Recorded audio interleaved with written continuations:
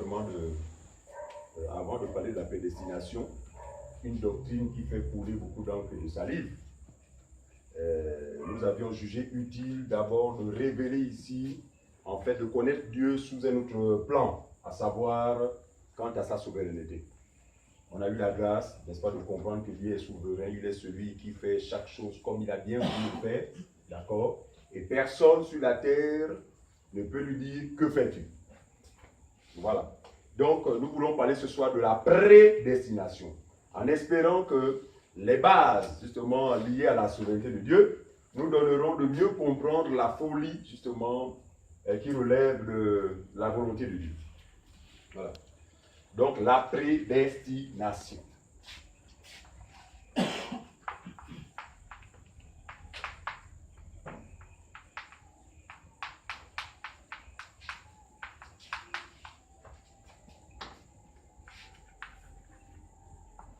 La prédestination. Quand on parle de prédestination, on pense tout de suite à quoi? Préscolaire. Ça veut dire quoi? Avant le scolaire. N'est-ce pas? Donc il y a un dessin, un plan, mais préétabli. Donc la prédestination, en ce qui concerne le salut, on va se limiter à ça, c'est juste à ça, parce que c'est le salut. Donc la prédestination, quant au salut, le salut de l'homme. La prédestination. La Bible dit que Dieu est Dieu. Voyez-vous? Et qu'il n'a ni père, ni mère, ni commencement, ni fin. Et même lorsque nous disons que Dieu nous a connus depuis l'éternité, en fait, c'est pas, on ne peut pas comprendre ça de manière humaine, mais c'est encore là un mystère. Certainement que nous aurons l'occasion de découvrir lorsque nous serons avec lui. Mais Dieu a existé avant toute chose. Il vit d'éternité en éternité. Le plan de salut n'a pas commencé au jardin d'Éden. Le plan de salut a été mis en place avant la fondation du monde. En fait, la Genèse, Adam et Ève, leur vie commence ici. Mais avant cela, Dieu a mis en place un plan qui est le sien. Il a mis en place un plan souverain qui est le sien, mais qu'il avait prévu d'exécuter ici, avant la fin du monde. Donc c'est ce plan-là, n'est-ce pas, après l'avoir mis en place souverainement, j'ai dit qu'il était seul. Il n'avait besoin d'aucun conseiller, il n'avait besoin d'une quelconque assistance.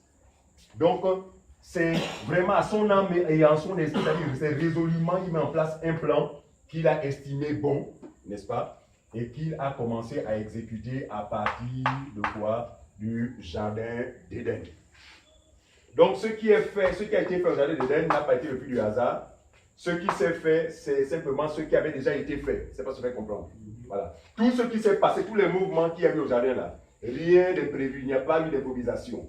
Voilà. Mais c'est simplement que tout cela relève de quoi? De ce que lui-même avait prévu de réaliser dans l'exécution. C'est-à-dire en ce qui concerne l'exécution de son plan. Alors, prenons Jérémie.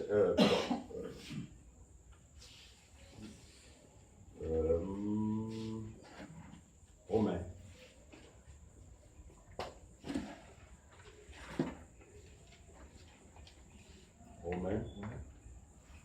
Romains, chapitre 11, verset 33.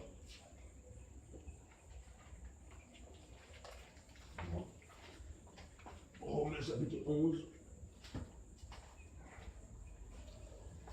Romains, chapitre 11, le verset 33.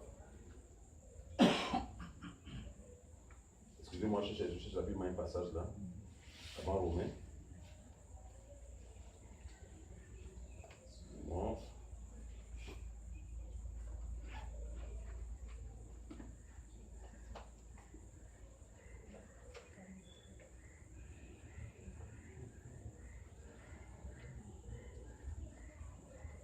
Voilà, c'est Ésaïe 46. Hein. Voilà. Ésaïe 46, voilà, c'est le premier verset. Ésaïe 46, on va prendre le verset 8 au verset 9. Ésaïe 46, passé. 8 à 9. 46, 8 à 9. Ésaïe.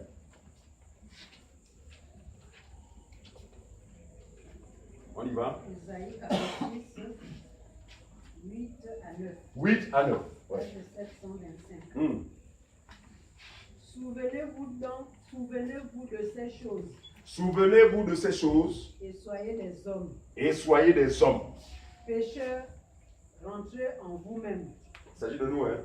Pécheurs que nous étions. Là, il s'adresse à l'homme pécheur. Il dit, souvenez-vous de ces choses, pécheurs, et entrez en vous-même. Réalisez ce que je veux vous dire. On continue. 9. Souvenez-vous de ce qui s'est passé dès les temps anciens. Oui, Car je suis Dieu et il n'y en a point d'autre. je suis Dieu et il n'y en a point d'autre. Je suis Dieu et nul n'est semblable à moi. Et nul n'est semblable à moi. Continue, maman. Verset 10. Ouais. J'annonce dès le commencement ce qui doit arriver. Vous comprenez cela? Il dit, j'annonce dès le commencement. Le commencement pour Dieu, ce n'est pas en Genèse. J'annonce dès le commencement ce qui doit arriver. On Et continue. longtemps d'avance ce qui n'est pas encore accompli. Ah. Et longtemps d'avance ce qui n'est pas encore accompli. Je dis, mes arrêts subsisteront et j'exécuterai toute ma volonté. Je dis, mes arrêts subsisteront et j'exécuterai quoi? Toute ma volonté. Et qu'à sa volonté, c'est fait ici. Ce qu'il a préétabli là, c'est sa volonté. Ça veut dire que personne ne peut contester ce qu'il a résolu de faire. Mais il dit, j'exécuterai. C'est pourquoi j'ai dit que, depuis Genèse, le Seigneur a procédé, a commencé à procéder à quoi? À l'exécution de son plan. Qui visait quoi? Qui visait le salut. C'est-à-dire que Dieu avait prévu une voie de sortie. C'est pourquoi nous disons ici que le Seigneur n'a pas été surpris de la transgression du couple. Voilà. Mais il a prévu que cela se passe ainsi. Pourquoi? Parce qu'il avait prévu aussi une voie de sortie pour ce même couple, notamment l'espèce humaine. Voilà. Il dit, j'exécuterai. Donc nous sommes actuellement, depuis la période, depuis le jardin d'Éden, en phase de quoi? D'exécution. Le Seigneur est en train d'exécuter son plan tel qu'il a résolu de le faire depuis la fondation du monde, ou même avant la fondation du monde. Depuis l'éternité. Je ne sais pas où se trouve l'éternité, mais ce qui est sûr, c'est que ça nous dépasse. Mais vous comprenez ce que nous voulons dire. D'accord? Romains chapitre 11, maintenant, enfin, très bien. C'est ce passage que je cherchais. Romains 11, 33 à 36. Que dit la parole de Dieu? Romains 11, 33 à 36. Romains 11, 33 à 36. Quelle profondeur ont la richesse, la sagesse et la connaissance de Dieu. Voilà. Quelle profondeur? Il dit, la sagesse de Dieu est d'une profondeur inouïe. La sagesse de Dieu est d'une profondeur inouïe. C'est ce qu'il dit. Reprends comment faire. Quelle profondeur ont la richesse, la sagesse, la et la connaissance de Dieu. Et la connaissance de Dieu. Très bien. Que ces jugements sont insondables. Oh! Que ces jugements sont insondables, effectivement, parce qu'il y a des situations et des points, même lorsqu'on se met à méditer là-dessus, vraiment, il y a des façons qu'on comprend absolument rien. Insondables. C'est ça cela qu'il est dit en fait. On continue. Et ces voies impénétrables. Et ces voies impénétrables, pourquoi? Parce qu'il nous a dit de nous poser des questions, mais pourquoi lui aussi? Mais pourquoi il a permis qu'Adam? Mais pourquoi? Ces voies sont impénétrables. On continue. Excusez-moi. Oui. Impénétrables. Oui. En effet, verset 34, oui. Qui a connu la pensée du Seigneur ou qui a été son conseiller? Personne, n'est-ce pas? Qui a connu la pensée du Seigneur, donc la pensée préétablie, et qui a été son conseiller? Parce que j'ai bien indiqué tout à l'heure que lorsqu'il mettait en place ce plan, avant la fondation du monde ou depuis l'éternité, il n'y avait personne à côté de lui. Il n'était que tout seul. Et il a fait selon le bon plaisir de sa volonté. Amen. Qui était? Personne. On continue.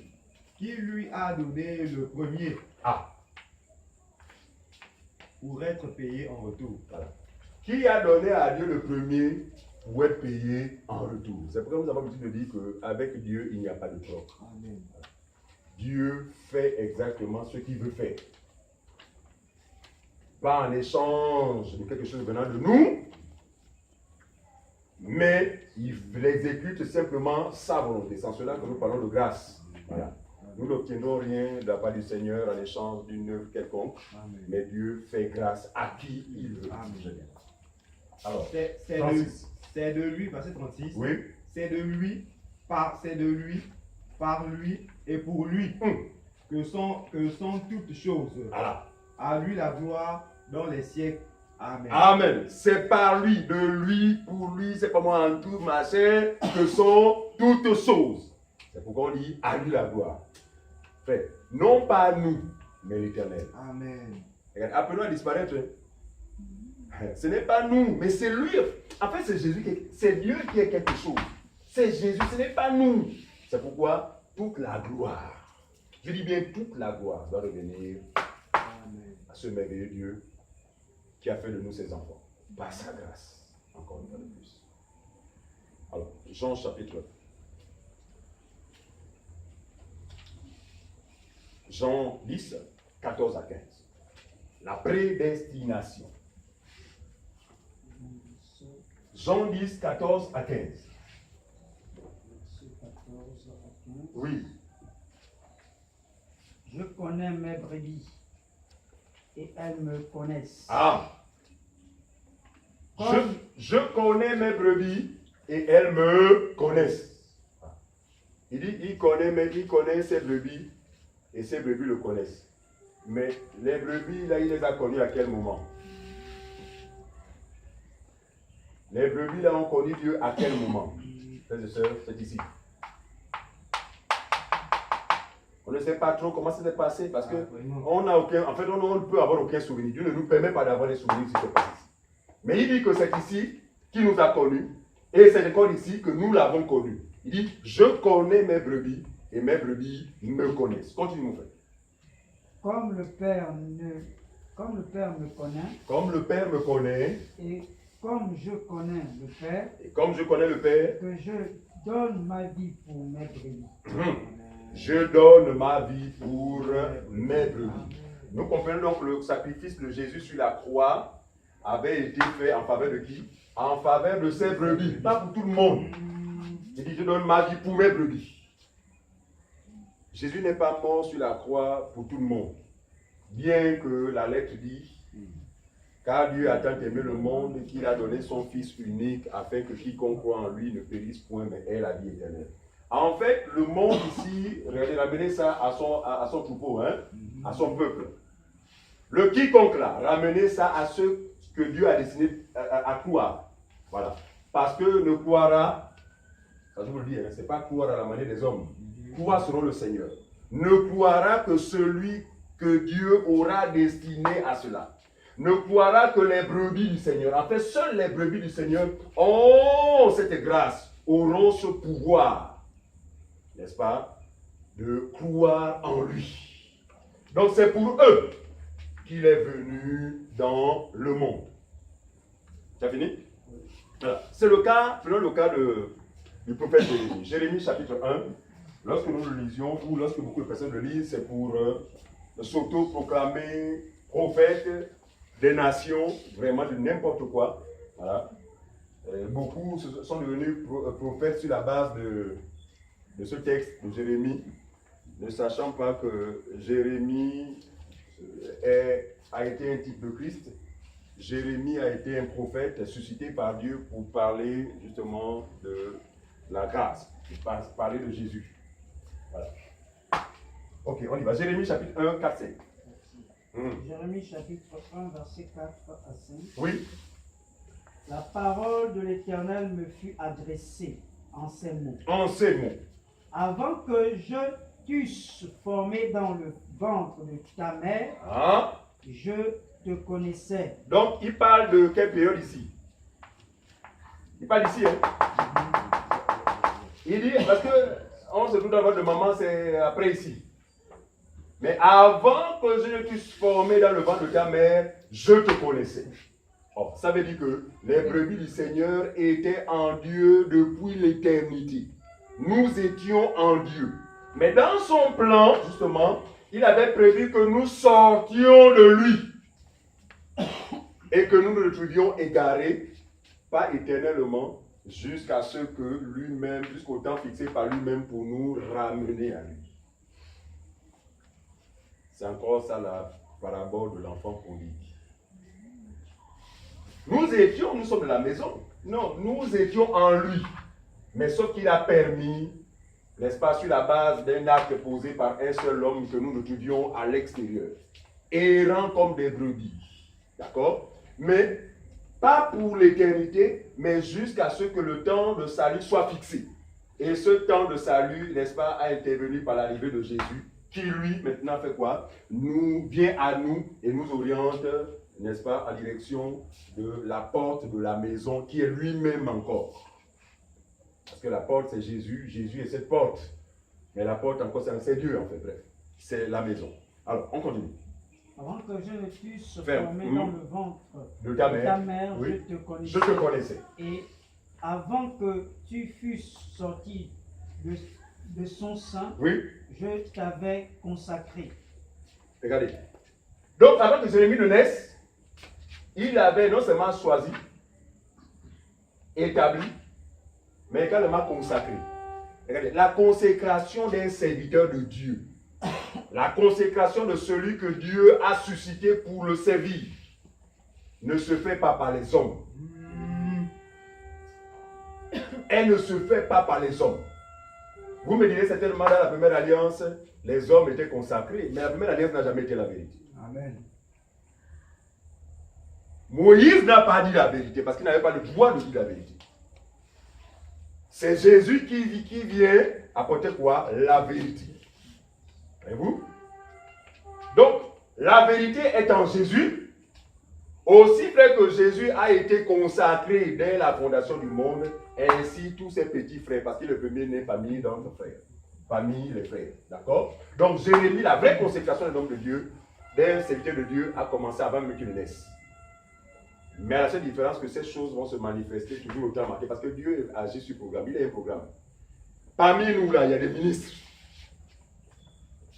Mais aussi longtemps que le temps ne va pas arriver, cela ne va pas être révélé en vous. Mais il y a des prémices, il y a des choses qui vont se manifester comme ça là, mais jusqu'à ce que Dieu lui-même confirme ce qu'il a fait de vous préalablement avant la fondation du monde. Parmi vous, il n'y a pas que les ministres, il y a des gens qui ont des dons qui ne sont pas encore révélés ou qui se manifestent, mais pas vraiment la plus grande mesure ou dimension. D'accord? Donc, tout cela, c'est quoi? N'est que la résultante de ce qui a déjà été fait. Quand? Avant la fondation du monde. Depuis l'éternité. Voilà. Ce que nous sommes aujourd'hui n'est pas le fruit du hasard. C'est pourquoi on n'a pas eu besoin d'aller étudier Dieu. On n'a pas eu besoin de recevoir des huiles sur la tête et toutes ces choses-là. On n'a pas eu besoin de ça. Mais vous voyez bien que la qualité d'un serviteur de Dieu ne se reconnaît pas par toutes ces formalités humaines, mais par quoi? Par la qualité de quoi? Très bien. Par le message qu'il véhicule. Parce que celui que Dieu a établi dit quoi? Les paroles de Dieu. Dieu ne peut établir personne, quelqu'un pour raconter, pour parler de sa chaussure, lui parler du prix de sa chaussure, lui parler du nombre de pays qu'il a visités. Ça, ce n'est pas Dieu. Voilà. Dieu envoie quelqu'un pour parler de lui. Amen. Et quand il parle de lui, il parlera de lui vraiment d'une manière cohérente. En fait,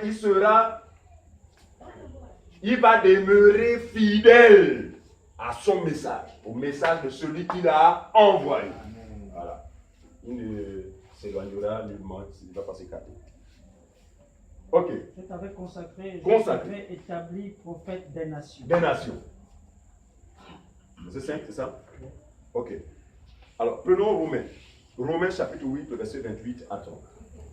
Romains 8, 28 à 30.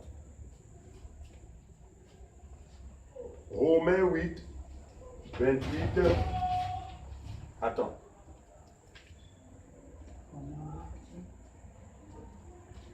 Romains chapitre 8, 28 à 30. Romains chapitre 8, verset 28 à 30. Oui.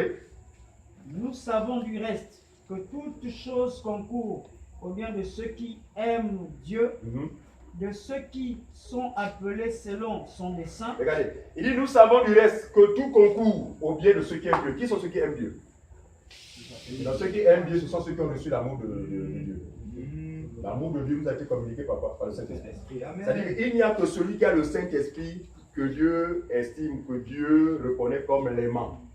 Personne ne peut aimer Dieu sans son esprit. Amen. C'est pourquoi Paul dit, l'amour de Dieu est communiqué dans notre cœur par le Saint-Esprit. Il dit, tout concourt au bien de ceux qui aiment Dieu. Donc il s'agit ici de qui? De ceux qui ont le Saint-Esprit. Mais qui a le Saint-Esprit? C'est uniquement les enfants de Dieu.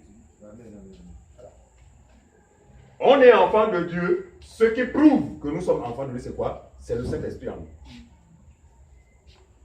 Vous comprenez ça? Maintenant, il dit que tous ceux-là qui ont le Saint-Esprit, donc qui sont les enfants de Dieu, tout ce qui pourrait leur arriver, suivez-moi bien, en bien comme en mal, concourent à leur propre bien. Ou bien de qui? De ceux qui sont appelés selon son dessein. Regardez, nous ne venons pas au Seigneur, nous ne croyons pas au Seigneur, nous ne sommes pas devenus enfants de Dieu par hasard, mais simplement que le Seigneur nous a appelés. Mais il ne peut appeler que ses brebis. C'est pourquoi lorsqu'il nous a appelés, personne n'a pu résister à cet appel. Vous comprenez ça?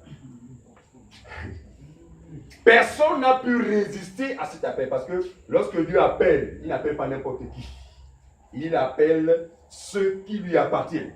Et ceux qui lui appartiennent ont des dispositions, n'est-ce pas, qui sont celles de Dieu. Enfin, il y a une certaine sensibilité. Enfin, nous nous reconnaissons à travers l'appel de Dieu. Quand Dieu parle, sa voix est pour nous, voilà, familière. Voilà, c'est une voix qui nous est familière. Pourquoi? Parce que c'est une voix que nous avions écoutée depuis l'éternité. Donc, les périodes où nous avions déambulé dans tout et n'importe quoi, Dieu n'avait pas encore ouvert la bouche pour nous appeler. Parce que notre conversion est fonction de quoi? De l'appel de Dieu. Il dit, je pèle mes brebis par leur nom et elles me suivent. Donc, quand quelqu'un se convertit au Seigneur par le moyen de l'évangile, Dieu ouvre sa bouche pour l'appeler par son nom. Et le nom par lequel il nous appelle, ce n'est pas Dieu donné. Ce n'est pas Nina. C'est le nom de Jésus, n'est-ce pas, qui désormais devient notre nom.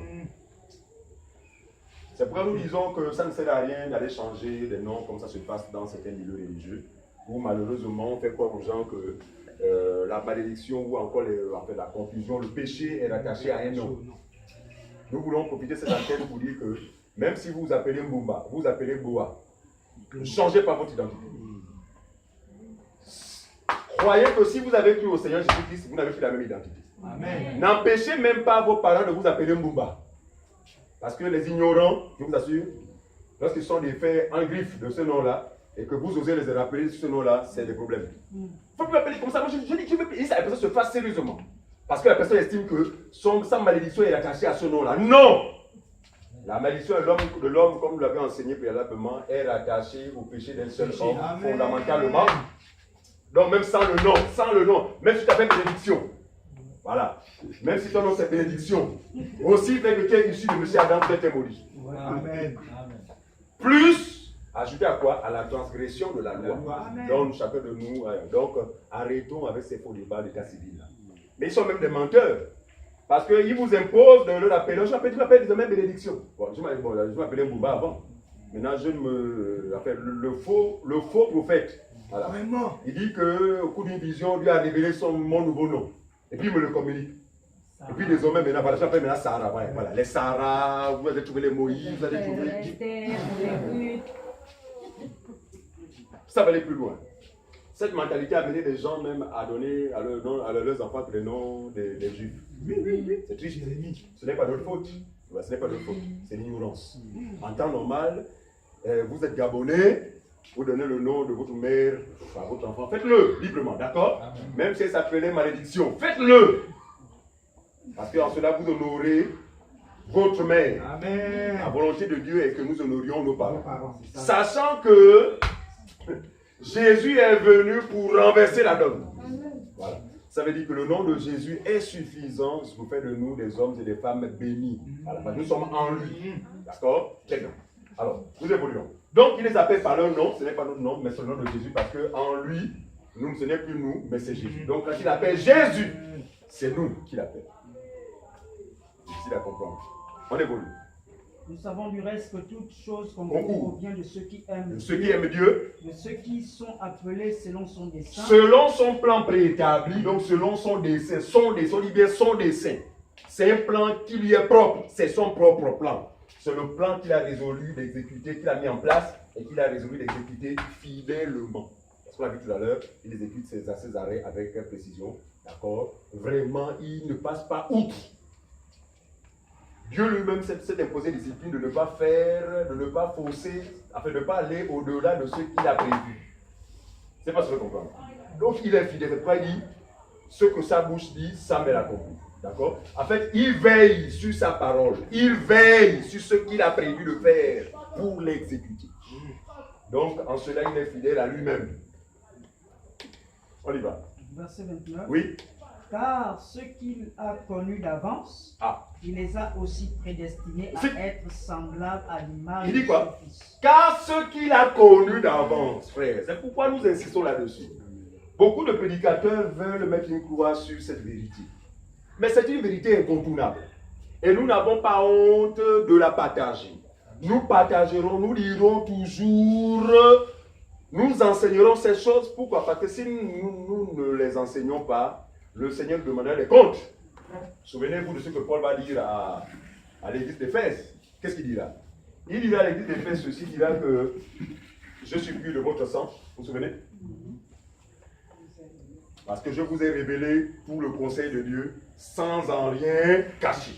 Alors, c'était soi-disant serviteur de Dieu, on dit que, mais si on enseigne sur la prédestination, ça va être une porte ouverte pour donner aux uns aux autres de vivre dans le désordre. La question que nous leur posons, est-ce que Dieu avait prévu que ces brebis vivent dans le désordre après cet appel? Donc n'ayons pas peur. Pourquoi avons-nous peur?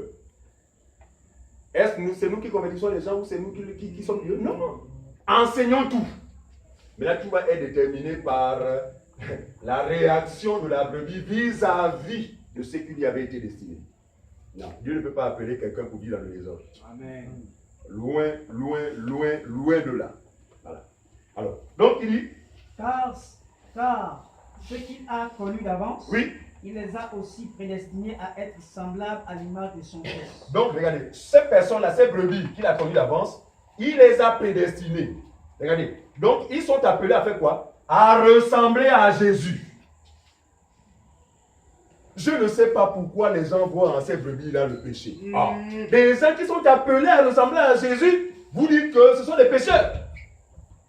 À partir de ce moment-là, Jésus est un pécheur. Mais nous disons loin de là. À être à l'image, à être semblable à qui? L'image de son Fils. De son Fils, donc Jésus. On continue.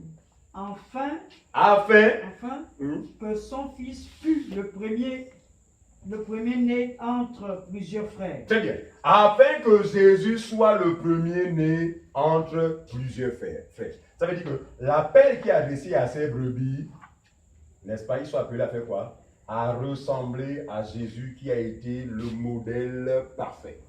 C'est comme disons que nous, tous qui avons cru, nous partageons la même nature que notre Seigneur Jésus-Christ. Nous sommes des hommes et des femmes parfaits. Voilà. Ça choque, c'est vrai. Ça ne peut choquer que celui qui est charnel. Celui qui conçoit les choses de manière charnelle. Or, nous sommes dans un sacerdoce spirituel. Ça veut dire que nous comprenons les choses selon l'esprit. Donc, on ne peut être choqué de savoir qu'en Jésus, nous sommes parfaits. Pour nous, c'est une vérité fondamentale et incontournable. Voilà. Personne ne peut nous convaincre ou en fait nous dire le contraire. C'est une vérité établie dans la vie de la brebis du Seigneur. Voilà. Je ne sais pas tout le monde. C'est-à-dire que cette vérité ne peut être établie que dans la vie des brebis qui appartiennent à Dieu. Si vous n'êtes pas une brebis du Seigneur, cette vérité va vous scandaliser, va vous choquer et va même vous chasser du milieu des frères.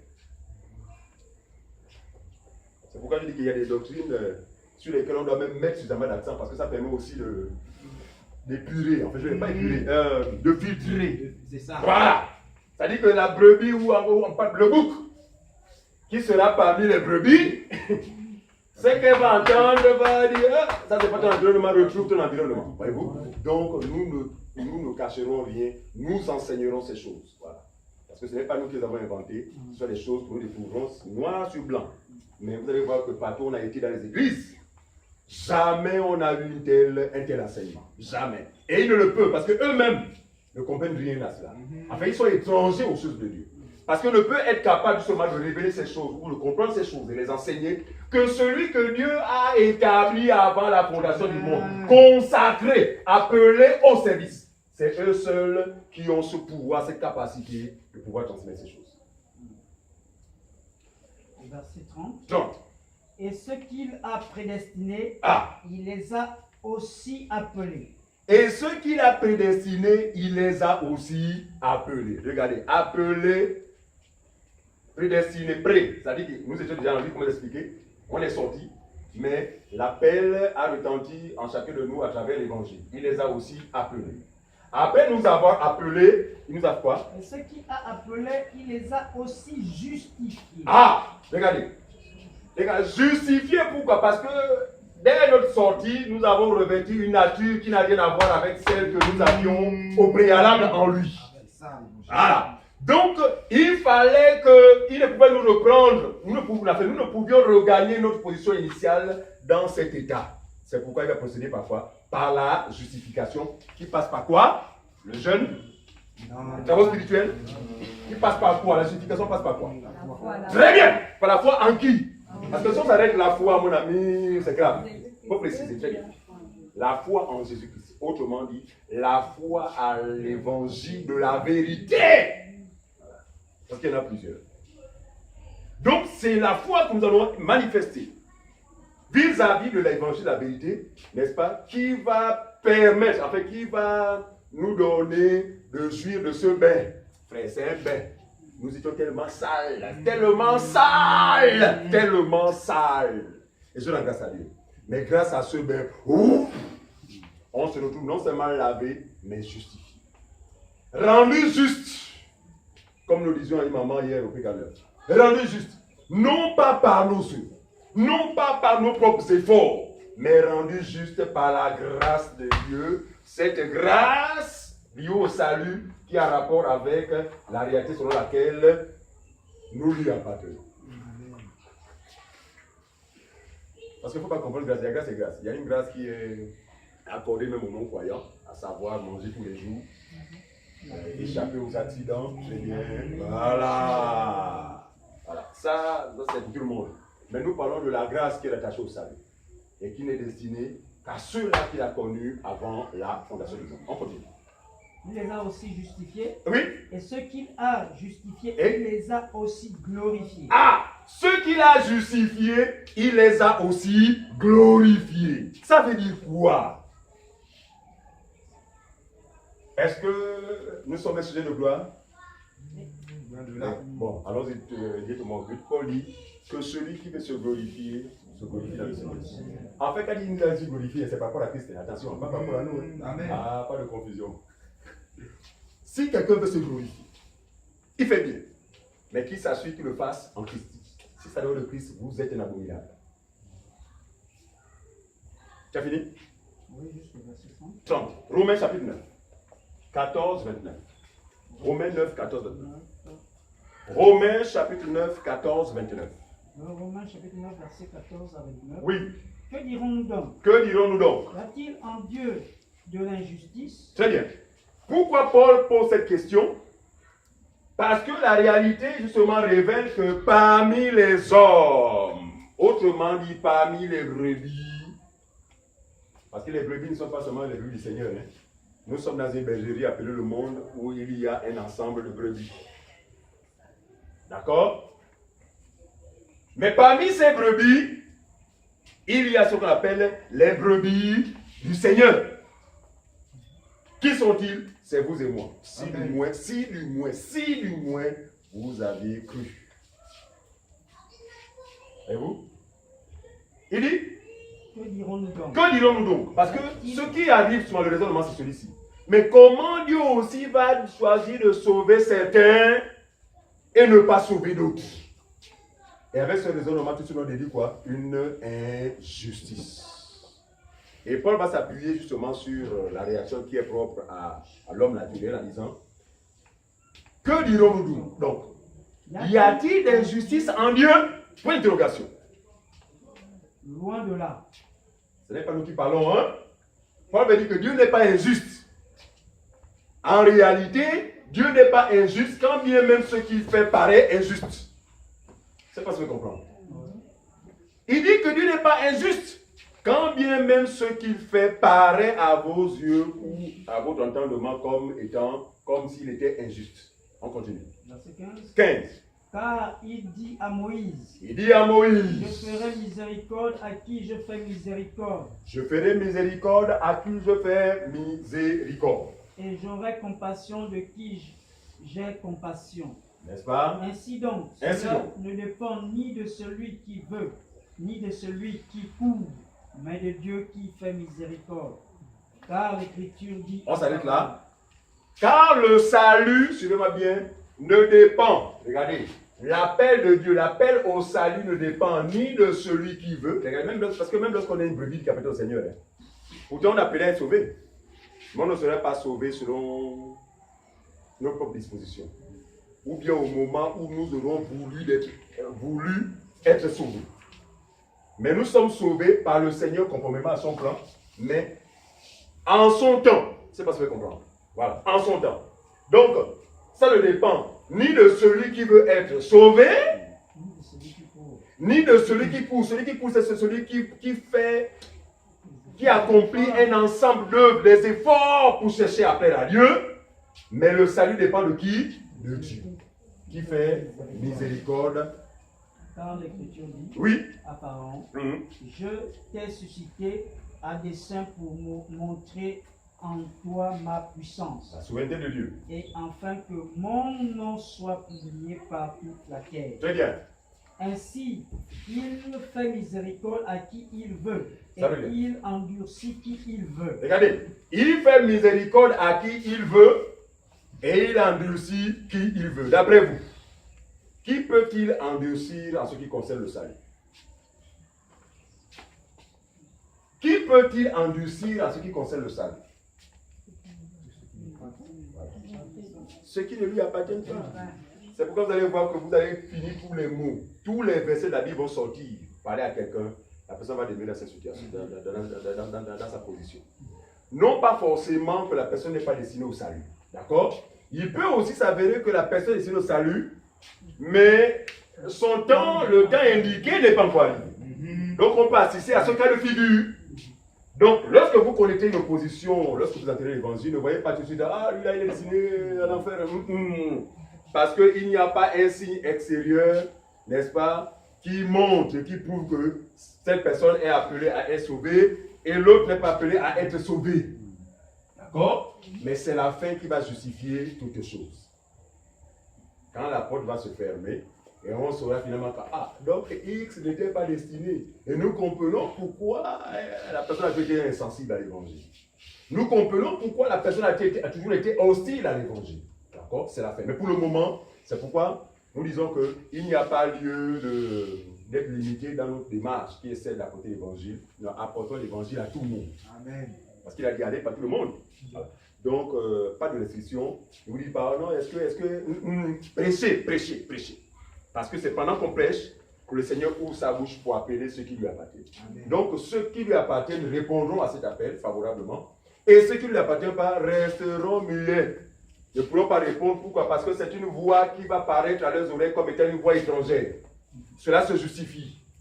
Ce qui est différent de la brebis qui appartient au Seigneur, c'est une voix qui lui est familière. Chacun de nous a un père. Il est arrivé un temps où papa a voyagé pour 2, 3, 4 mois, 1 an, 2 ans, d'accord? Et même dès l'âge de 4 ans, déjà, on avait une idée de la voix de notre papa. Et si ce dernier arrive, rentre pendant la nuit, d'accord? Cogne au portail et puis quelqu'un lui ouvre pendant que nous sommes dans la chambre, nous qui sommes ses enfants, quand tu vas penser que, mais il est où Dylan? Vous allez voir qu'on va bondir du lit pour venir rapidement en courant, parce que même sans voir la personne, nous aurons reconnu la voix de notre père. Ce qui n'est pas le cas pour quelqu'un qui n'a jamais eu une idée du chef de la maison, qui se trouve dans la maison, pourtant. La personne peut venir, bon, pour elle, bon, c'est une personne, quelqu'un de passager, bon, elle est étranger, voilà, tout ça. Voilà. Donc, c'est qui fait la différence? On continue.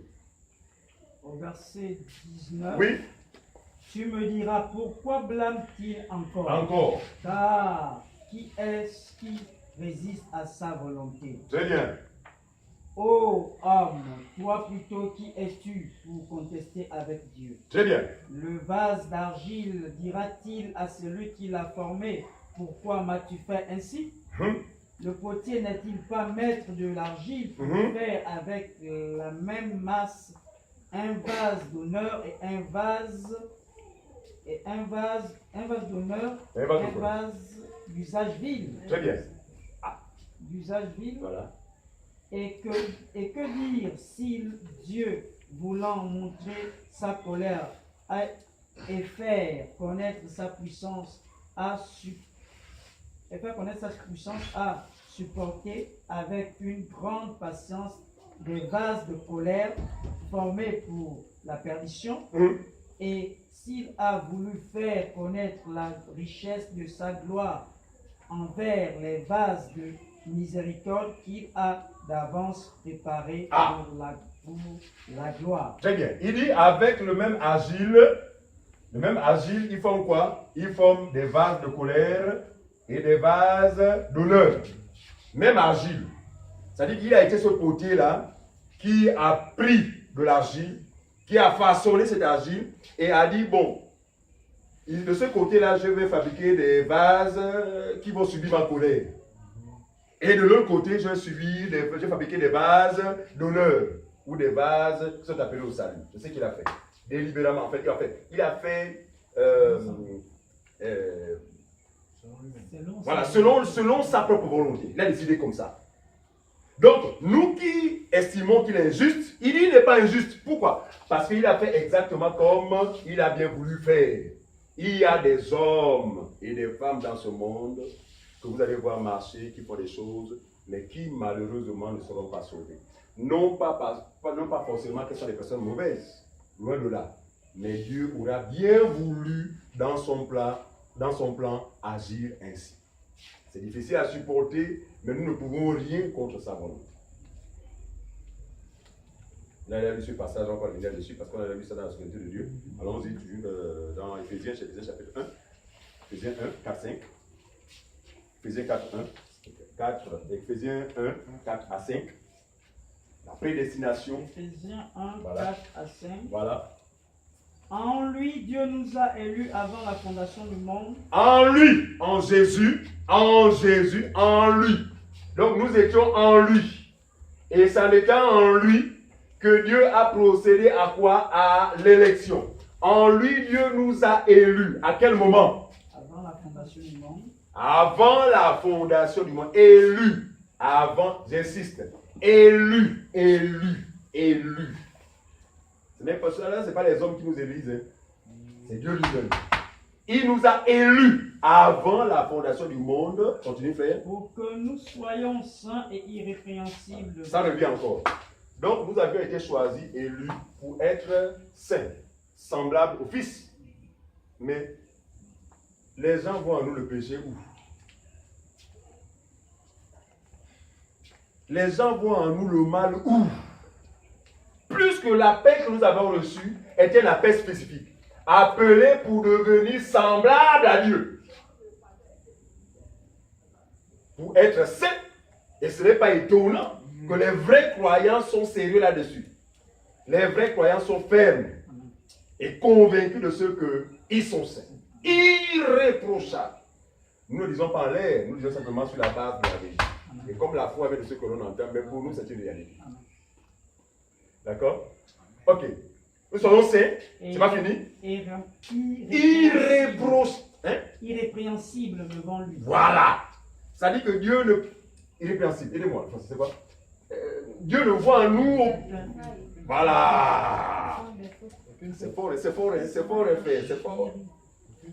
Là, vous n'êtes pas spirituel, vous êtes choqué. Vous allez prendre un coup. Dieu ne voit en nous aucun mal. Comme ça a été le cas de Jésus après sa résurrection. Parce que le mal a été attaché à Jésus, c'est, n'est-ce pas, lorsqu'il a pris le nôtre sur lui. Mais après ça, il a été irréprochable, justifié par l'Esprit. Donc, la même expérience par la foi en Jésus, nous répétons la même nature. Cela est lié à quoi? À l'appel que nous avons reçu, n'est-ce pas? L'appel qui a été adressé à ceux qui ont été destinés à la vie éternelle. Je parle pour cette partie. En lui, nous avons été... Oui. Nous avons été élus Élus. avant la fondation du monde oui. pour que nous soyons saints et irrépréhensibles devant lui. Devant lui. Nous ayant prédestinés dans Suivez, son ça amour. revient encore. Nous ayant c'est-à-dire que tout a commencé ici. Ce qui se passe ici n'est que la résultante de ce qui s'est passé ici. Nous ayant fait quoi? Nous ayant prédestinés à faire quoi, frère? Dans son amour. Dans son amour, à gloire à être Dieu. des enfants d'adoption Alléluia. par Jésus-Christ. Alléluia. Selon le bon plaisir de sa volonté. J'aime ça. Il indique, il dit selon. En fait, il fait de nous des enfants adoptifs par la personne de Jésus.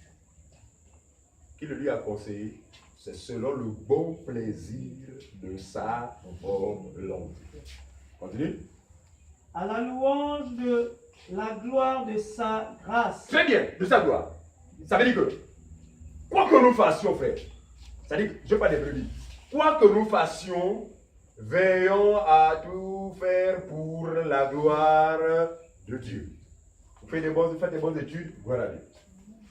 Pour la gloire de Dieu. Vous construisez une maison, gloire à Dieu.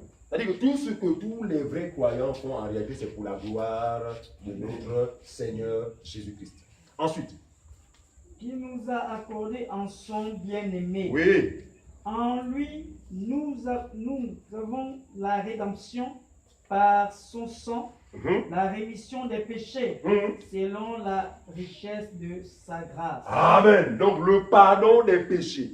Donc, le pardon des péchés concerne toujours les élus, concerne ces personnes-là qui sont destinées à la vie éternelle, n'est-ce pas? En lui, nous avons la rémission de nos péchés par sa grâce. Maintenant, le verset 11 et verset 12 du même passage.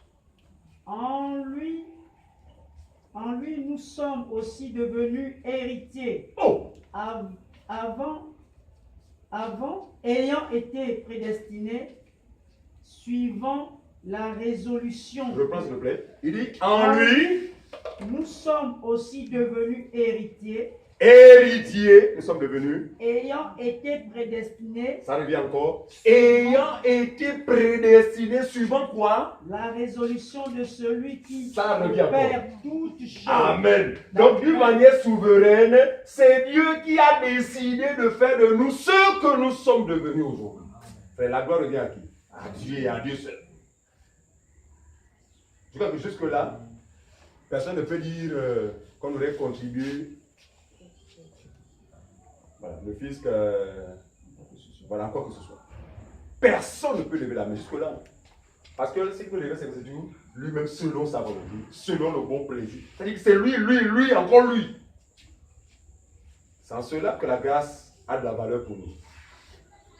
Parce qu'aucun de d'entre nous ne reconnaît avoir fait quelque chose, avoir dit quelque chose pour mériter cette faveur. C'est en cela la grâce de Dieu. Vous êtes sauvés par la grâce, par le moyen de la foi. Et cela ne vient pas de vous, c'est le don de Dieu. On continue. La résolution de celui qui opère toutes choses d'après le conseil de sa volonté. Regardez, c'est pas, on ne dit pas d'après ses conseillers, parce qu'il n'y a pas de conseiller. D'après le conseil de sa... En fait, c'est... Non, mais c'est un être quand même... Non, un être autonome. Dieu ne dépend de personne. Il s'auto-suffit. Voilà. Selon le conseil de sa propre volonté. Or, en temps normal, selon le conseil des conseillers. Voilà. Mais comme il n'a de conseiller, personne, d'où cette résolution. On continue. Tu as fini? Verset 12. 12. Afin que nous servions à la louange de sa gloire. Ça revient. Nous qui d'avance avons espéré. Regardez. Nous qui d'avance avions cru. C'est fort, hein? Donc on n'a pas cru pour certains 1 an, 2 ans, 3 mois pour certains. On a cru à quel moment? Il précise. Ah, vraiment, l'apôtre Paul, non, il a eu la guerre de comprendre les choses. Hein.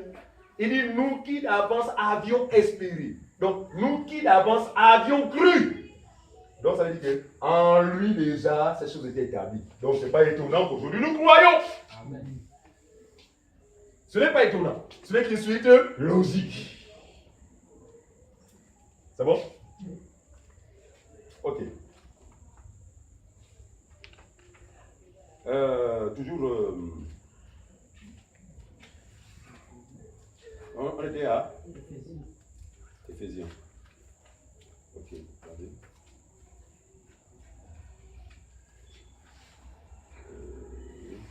Voilà. Donc 1 Pierre 1. 1 Pierre 1 à 2. 1 Pierre chapitre 1 à 2. Rapidement. 1 Pierre 1 à 2. 1 Pierre chapitre 1, le verset 1 à 2. 1 Pierre 1, verset 1 à 2. Pierre, apôtre de Jésus-Christ. Pierre, apôtre de Jésus-Christ. À ceux qui sont étrangers et dispersés dans le pont. Voilà. La Galatie, la Cappadoce, l'Asie, l'Asie et la Bithynie. Et qui sont élus selon la préscience Regardez. de Dieu le Père. Là, il s'adresse à qui? Ça dit à des frères et des sœurs, mais dispersés à travers différents endroits. Mais il dit quoi? Qui sont élus selon la préscience de Dieu le Père. Prêt, ça le dit encore.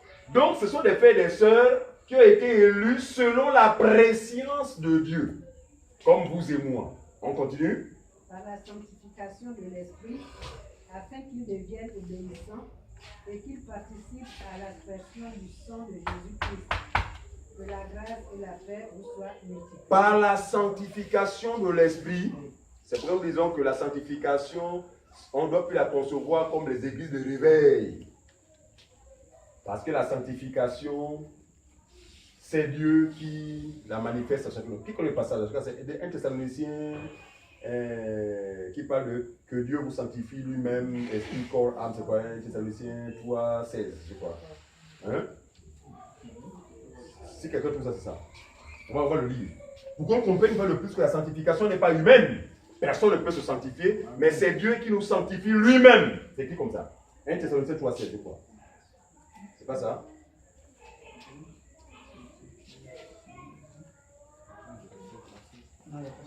Donc 2 Thessaloniciens peut-être.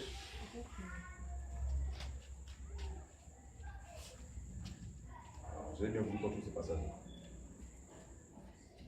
C'est pas là. Que lui-même vous sanctifie, ça vous dit quand même quelque chose, non? Oui. Ouais.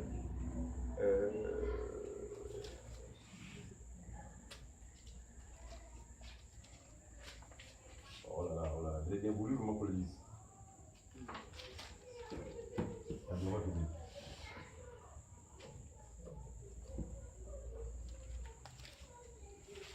C'est qui en concordance là?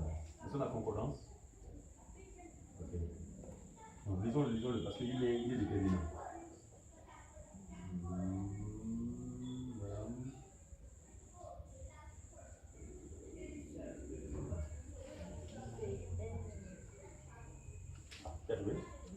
Merci. 1 Thessaloniciens 4. Voilà. Merci Seigneur. Aide-moi de retenir cette référence. 1 Thessaloniciens 4, verset 23. On y va. 1 Thessaloniciens 4, verset 23. Que le Dieu de la paix Que le Dieu de paix conduise lui-même à une sainteté totale. À une sainteté totale, c'est ce qui est écrit. Et que votre être, Oui. l'esprit et l'âme et le corps soient conservés. 5, qui dit quoi? Voilà, 5. 23. Le second lit ça. Que le Dieu de paix vous sanctifie Lui-même. C'est ce qui est écrit. entier. Que le Dieu de paix vous sanctifie lui-même. Donc l'homme ne peut pas se sanctifier, mais c'est Dieu qui sanctifie l'homme. Que le Dieu de paix vous sanctifie lui-même. Ça s'arrête pas là. Et que tout votre être, Que votre être, l'esprit, l'âme et le corps soient conservés irrépréhensibles. lors de l'avènement de notre Seigneur. Très bien. Donc vous voyez bien que ce n'est pas nous-mêmes qui nous sanctifions, mais c'est Dieu qui nous sanctifie. Mais par quel moyen? par le moyen de la parole de la vérité. Regardez, le bon comportement. Verset 24 encore. 24, vas-y, 24. Celui qui vous a appelé est fidèle et c'est lui qui le fait. Merci Seigneur. Oh, quelle précision. Quelle précision. Seigneur, merci l'apôtre Paul. Il dit celui qui vous a appelé. Regardez, c'est pourquoi nous disons que frère, la vie chrétienne est un appel. Quand Dieu ne t'a pas appelé, tu deviens chrétien selon toi-même, tu ne pourras pas t'en sortir. Celui qui vous a appelé est fidèle et c'est lui qui le fera lui-même. Par quel moyen? Par sa parole. Parce qu'il dit sanctifie-les par la vérité. C'est pourquoi nous disons ceci. Si quelqu'un veut voir son comportement être changé, veut voir ça, son caractère être changé, il n'y a pas de solution, trois solutions que de faire quoi? C'est de se laver, de se plonger dans ce lac-là régulièrement. C'est la parole de Dieu qui corrige tout en nous. C'est la parole de Dieu qui répond, enfin qui fait tout. Il dit quoi? Toute écriture est inspirée de Dieu, utile pour enseigner, pour corriger, pour marcher. En fait, c'est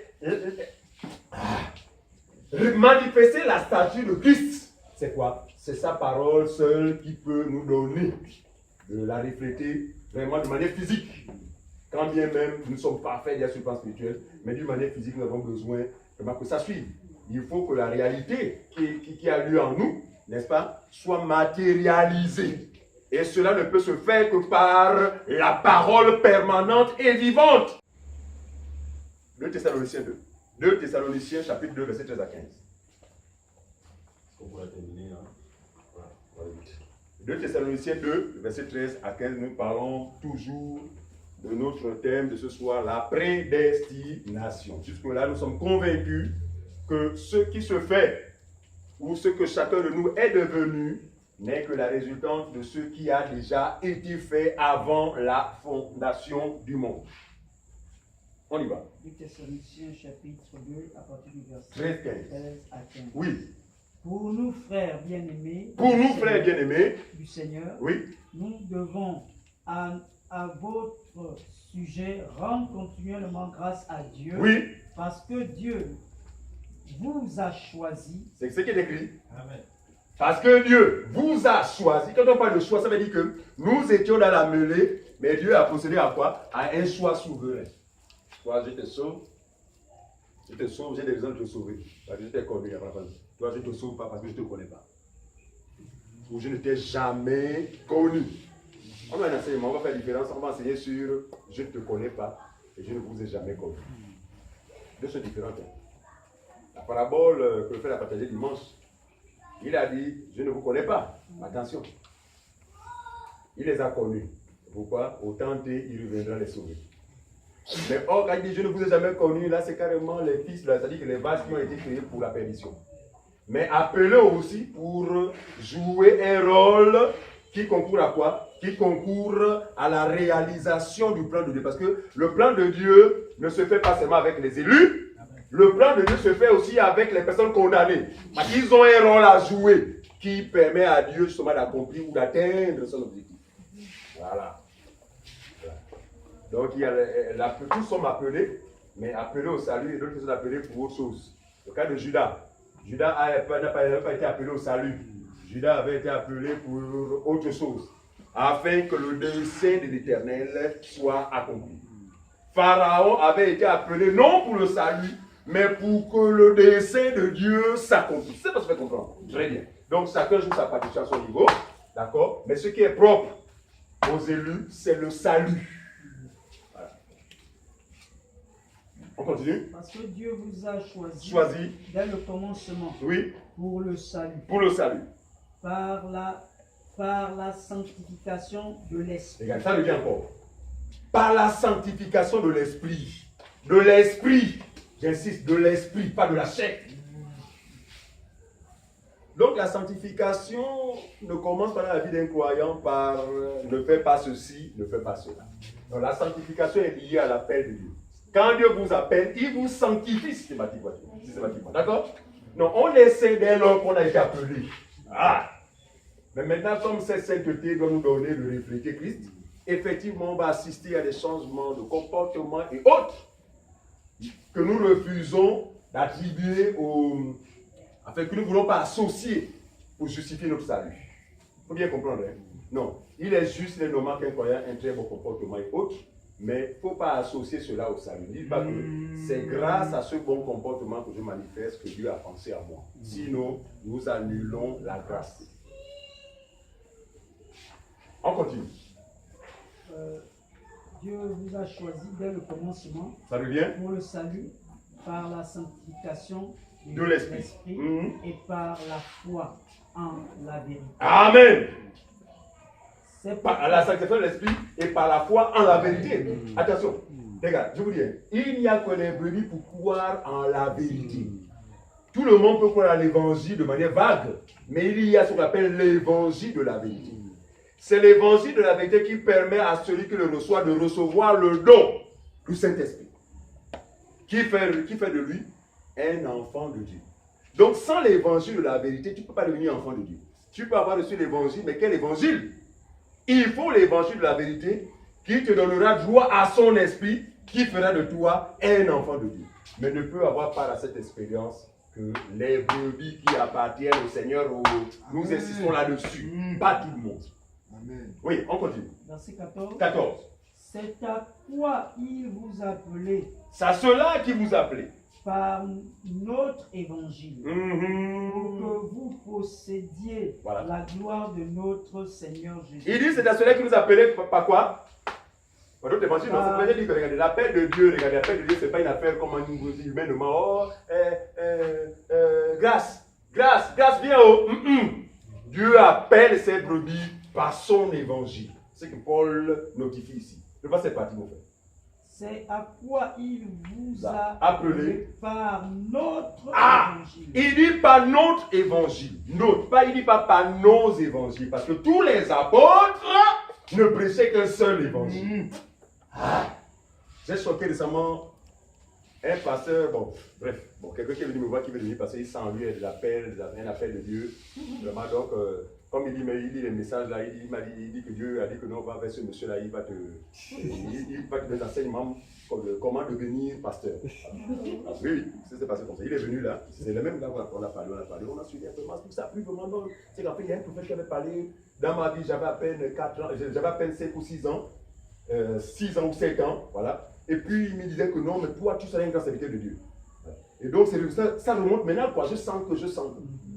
Et il a fini de parler. Pendant qu'il parle, je vois en lui l'ignorance. Quand on est face à l'ignorant, quel message faut-il apporter? La bonne nouvelle du royaume de Dieu. Il a été surpris de savoir qu'il n'avait jamais cru. Là. Il était surpris de savoir que, bien qu'il joue à l'église, au piano, tout ça, la machine, il ne connaît pas Jésus. Il ne faisait que rire. Il riait face aux vérités que lui me disait. Non, là. Donc lui vient pour devenir pasteur. Oh, Dieu veut d'abord le sauver. Dieu dit, regarde, le service ne vient pas avant le salut. Le salut d'abord, et puis le service plus tard. Arrêtons ça. Mais il faut les baisser. Il va servir Dieu sans le connaître. Comme ça a été le cas de plusieurs dans la Bible. C'est dramatique. Alors, évoluons. Car c'est à quoi il vous a appelé par notre évangile. Voilà. Pour que vous possédiez la gloire de notre Seigneur Jésus-Christ. Ainsi donc, frères, demeurez fermes et retenez les instructions que vous avez reçues, très bien, soit par notre parole, soit par notre lettre. Autrement dit, soyez fermes et fidèles à l'enseignement unique que nous vous avons communiqué, soit par nos lettres, soit par notre parole. Donc nous devenons fermes. On ne va pas au-delà. Hein? Alors, on n'ira pas au-delà. Rapidement, Jean chapitre 17. Jean chapitre 17, le verset 12. D'abord, Jean 17, 1. Jean 17, 1 à 2, rapidement. On va aller très vite parce qu'il faut qu'on termine ça vite. Jean 17, 1, 2, vite. Jean 17, verset 1 à 2, vite. Après avoir ainsi parlé, Jésus leva les yeux au ciel et dit, Père. Il leva les yeux au ciel et dit, Père. Père, l'heure est venue. Glorifie ton Fils. Glorifie ton Fils. Afin que ton Fils te glorifie. Oui. Selon que tu lui as donné pouvoir sur toute chair. Afin qu'il accorde la vie éternelle à tous ceux qui lui à tous ceux que tu lui as donnés. Regardez, afin qu'il accorde que ton fils accorde la vie éternelle à qui? À tous ceux que tu lui as donnés. Quand il dit que la vie éternelle n'est pas destinée à tous. La vie éternelle est destinée à tous ceux-là que Dieu a donné à Jésus. Personne ne peut venir au Fils si le Père ne l'attise. En fait, c'est Dieu qui appelle quelqu'un et l'envoie vers le Fils. Bon, évoluons. Jean 17, toujours, 12. Jean 17, 12, vite. Lorsque j'étais avec eux dans le monde, Ça, c'est la prière sacerdotale. Lorsque j'étais avec eux dans le monde, donc mes disciples, je les ai gardés je les ai en ton gardés nom. en ton nom.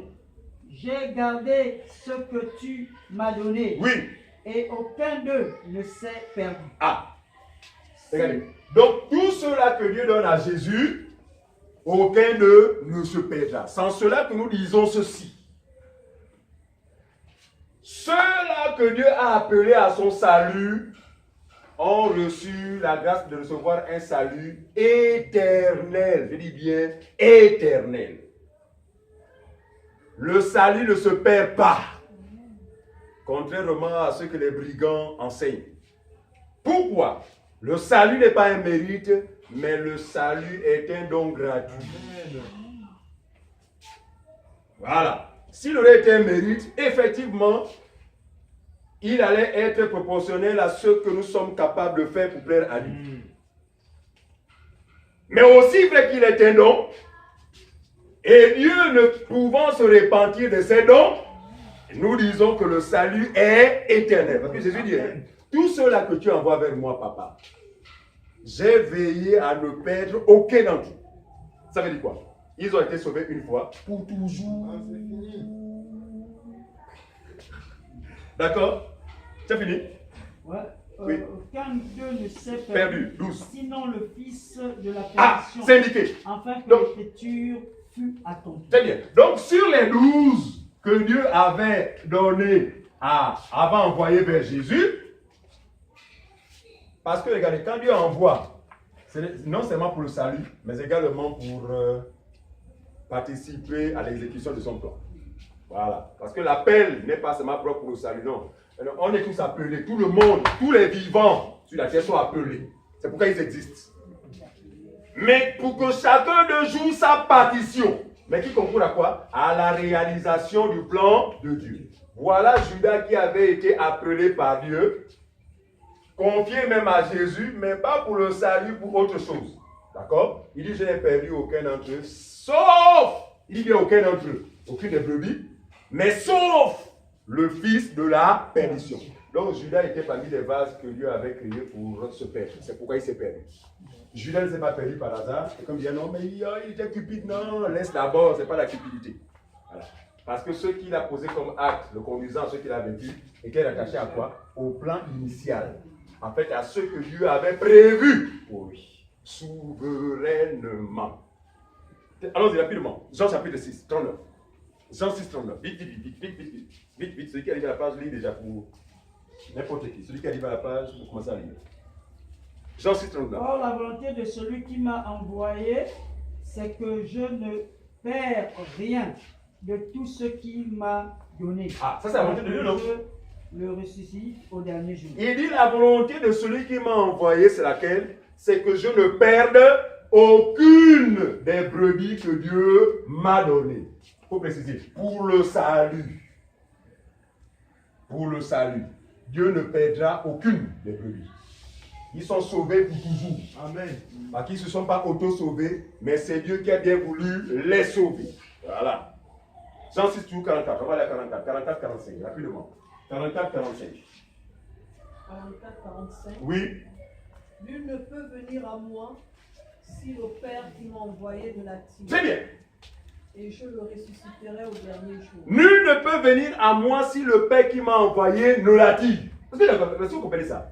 C'est-à-dire que personne ne peut croire par ses propres moyens. Je dis, ne peut croire que celui à qui Dieu accorde la grâce de croire. Voilà. Donc arrêtons de bouder ou d'insulter ou de maudire ceux qui ne veulent pas croire. Ce n'est pas humain. La foi est communiqué, n'est-ce pas, à quelqu'un selon le plan de Dieu. Voilà. Outre ce plan, la personne ne peut pas croire. D'accord? Toujours le même, toujours 6. Oui, 47, vas-y. Il est écrit dans les prophètes, ils seront Tous enseignés de Dieu. Ainsi, quiconque a entendu le Père et a reçu son enseignement, vient à moi. Regarde, ils seront tous enseignés de Dieu. Le tous là, c'est quoi? C'est l'ensemble de ces brebis. Ça rejoint ce que le prophète avait dit. Ils seront tous enseignés. Tous me connaîtront. Tous, pas tout le monde. Et la prochaine fois, on va revenir ici un peu sur le passage justement qui autorise à certains de croire que la prédestination ne peut pas exister parce que la volonté de Dieu, c'est que tous soient sauvés et parviennent à la connaissance de la vérité. Une seule question. Dieu est-il incapable d'accomplir sa volonté? Si c'est sa volonté, pourquoi il ne sauve pas tout le monde?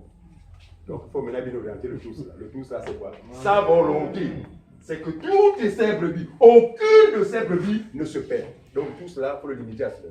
Pas tout le monde, sinon tout le monde serait sauvé. Génial. Vous comprenez ça? Voilà. Toujours le même, toujours 65. 65, 71. On va bien terminer. Toujours 6, hein? Et il ajouta. Ça c'est Jean 6, 65 à 71. Et il ajouta. C'est pourquoi je vous ai dit que nul ne peut venir à moi. C'est pourquoi je vous ai dit que nul ne peut venir à moi. Si cela ne lui a été donné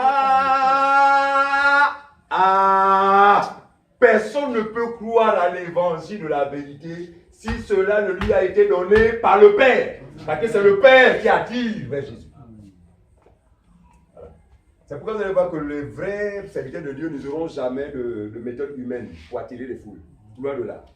Bling bling, machin, truc machin, réunion des sœurs vraiment bien, même, enfin, c'est pour la tenue, mannequin, machin. On n'a pas besoin d'artifice. Parce que nous sommes conscients du fait que c'est Dieu qui est censé attirer ses brebis vers le Fils, donc vers l'évangile.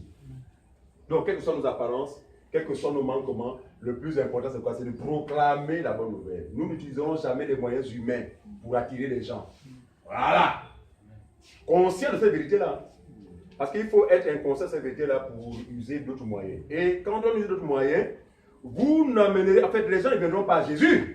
Les gens viendront à vous. Les gens viendront à vous, pas à Jésus. Or, quand c'est le Père qui attire, il les envoie avec qui? Vers la vie, vers Jésus. Voilà la différence. Voilà. C'est pourquoi vous allez voir des choses, Dieu sera tout simple. Parce qu'on a compris qu'en fait, ce n'est pas nous. D'accord. Mais c'est Dieu qui, par notre évangile, attire ce qui lui a appartenu. On a fini? Sur verset 11. Dès ce moment, plusieurs de ses disciples se retirèrent. Oui. Et ils n'allaient plus avec lui. Oui. Jésus. Donc dit aux 12, et vous, ne voulez-vous pas aussi vous en aller? Vous comprenez? Après cette parole-là, beaucoup furent scandalisés. Les disciples notamment. La foule est partie parce que la foule suivait Jésus ou autre chose. À cause du pain. Mais maintenant, quand Jésus est passé dans les choses de l'esprit là, et ils se sont dispersés. Maintenant, Jésus a écouté, Jésus m'a fait un test pour démontrer à ses disciples que si vous êtes avec moi, c'est parce que je vous ai moi-même appelé et que personne ne peut résister à mon appel. Amen. Regardez le test. Et vous aussi. Et vous aussi. Allez-y aussi comme les autres. En temps normal, le maître a parlé, pardon. Toi et moi, Bini, moi, au revoir. Mais Pierre a dit quoi? Simon Pierre lui répondit, Seigneur, à qui irions-nous? Tu as les paroles de la vie éternelle. Que pouvons-nous retenir? Quand Dieu appelle quelqu'un, frère, tu ne peux te défaire de cet appel. Tu ne peux pas, quelle que soit la raison. Pourquoi? Parce que tu n'es pas venu par toi-même, mais c'est le Dieu Tout-Puissant qui t'a appelé. C'était un petit test. Après, Jésus voulait voir le pouvoir de l'appel. Il faut aussi partir. Les frères ne peuvent pas partir. Pourquoi? Parce que eux-mêmes, ils n'ont pas compris pourquoi ils ne sont pas partis. Voilà. C'est plus tard, mais nous comprenons pourquoi quand le Père avait dit que quand Jésus avait dit que partez, c'est parce qu'il nous avait déjà choisi et lui avant la fondation du monde. C'est pourquoi nous n'avons pas pu partir. Nous disons ceci. Si c'est Dieu qui nous a appelés au salut, aucun d'entre nous ne le perdra. Aucun d'entre nous ne le partira dans ce qu'on appelle le monde. Dans l'église, ceux qui sont appelés au salut ne le partent pas dans le monde, comme on voit certains. Selon l'entendement des hommes, parce que selon les hommes charnels, repartir dans le monde, c'est quoi? Ça dit qu'à un moment, tu ne buvais plus. Tu venais régulièrement à l'église entre griffes, donc le bâtiment là. Et puis, 1 an ou 2 ans plus tard, tu ne vais plus à l'église, mais on te voit même te boire le vin. Et quand on te voit, je fais repartir dans le monde. Non, ça c'est la bêtise. Voilà, c'est n'importe quoi. Ce frère n'avait jamais été appelé par le Seigneur Jésus-Christ. D'accord? Le contexte de l'église dans lequel il était n'était pas le contexte réel de l'église réelle. Parce que l'église c'est quoi? L'église n'est pas un endroit, l'église c'est la réalité du corps. C'est-à-dire que tu es quelqu'un dont Dieu va faire de toi un membre. Frères et sœurs, un membre, regardez mon bras, il est attaché à moi là, vous allez enlever le con. Enlevez, tirez. Même quand les os vont se casser, mais mon ami, il reste là. Très bien.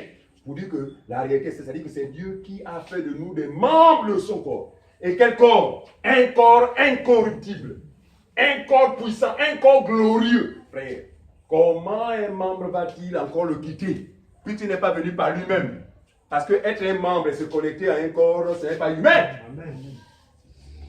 C'est Dieu qui peut.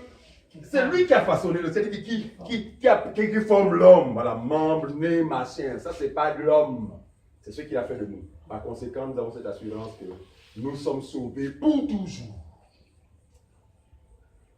Terminons. Et nous avons cru. Oui.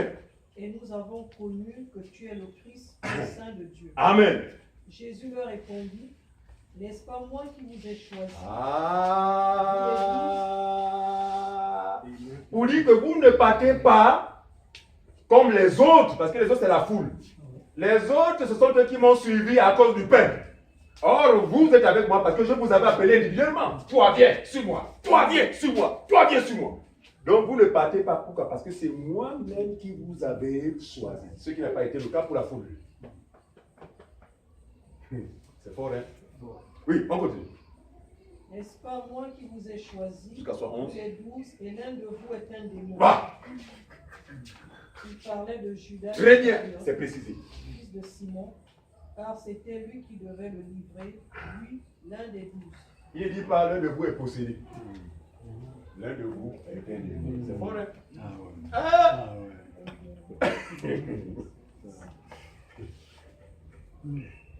Vous comprenez? Non, allons-y. Avançons. Terminons ça. Deutéronome. Donc, comment reconnaître, parce que c'est la question qui va remonter, mais comment reconnaître maintenant celui qui est choisi de Dieu ou pas? Deutéronome 29. Deutéronome 29. Parce que souvent c'est ça. Oh, mais comment reconnaître maintenant celui qui est. Ce n'est pas notre problème. On n'a pas été établi pour reconnaître que X est appelé à être sauvé. On a été établi pour proclamer la bonne nouvelle. Celui qui va demeurer démontrera que vraiment Dieu m'a appelé. En fait, disons, nous avons la preuve que Dieu aura appelé cette personne. Parce que il dit que c'est en demeurant dans sa parole que nous sommes vraiment saisis. D'accord? Deutéronome 29 maintenant. Deutéronome 29. Oui. Les choses cachées sont à l'Éternel, notre Dieu. Oui. Les choses révélées sont à nous et à nos enfants, à perpétuité, afin que nous mettions en pratique toutes les paroles de cette loi. Très bien. Les choses cachées, regardez, savoir que X est appelé ou n'est pas appelé, ça ne l'est pas de l'autre. Ça, c'est des choses cachées. Dieu a caché ces choses-là, c'est pour lui. Lui seul connaît ce qui lui appartient. C'est écrit comme ça. Que Dieu connaît ce qui lui appartient. Donc, nous, ce que nous avons à faire, c'est quoi? C'est de faire ce que nous pouvons faire, juste présenter aux gens la personne de Jésus. On se limite là, hein? On ne va pas au-delà. Donc, Dieu bénisse sa parole en espérant que chacun de nous a compris vraiment.